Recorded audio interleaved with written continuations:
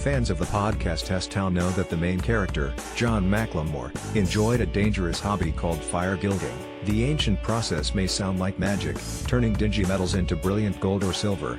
But what's really going on is some straightforward science. Fire-gilding was used to transfer gold or silver onto another object, said Tammy Clare, an associate professor of chemistry at Portland State University in Oregon. The earliest use dates back to the 4th century BC, in China, she said. Then, a bit later, it was used in the 2nd century AD in Europe, Clare said. The process involves mercury and another metal, either silver or gold, Clare told Live Science. At room temperature, mercury is in a liquid state, whereas silver and gold are solid, she said. For gold to melt into its liquid state, for example, it would have to be heated to more than 1,800 degrees Fahrenheit, 1,000 degrees Celsius. Elementary, my dear, 8 elements you never heard of. But when gold or silver is added to mercury at room temperature, the metals dissolve, forming an amalgam, Clare said. This mixture is thicker than mercury on its own.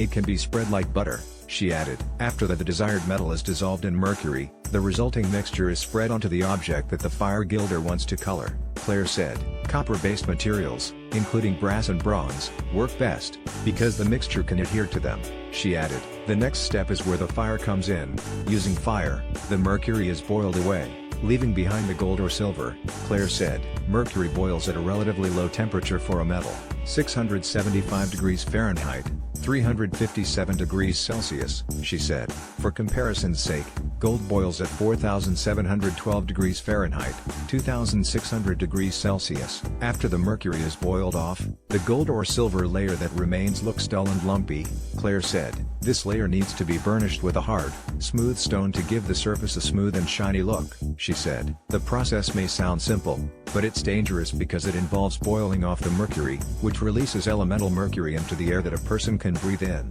Clare said. Mercury is a neurotoxin, and chronic exposure to it can cause mercury poisoning and other serious problems, she said. The process also releases mercury into the environment, she added. Indeed, the risks of vaporizing mercury are why the technique is banned in many countries, Clare said. Originally published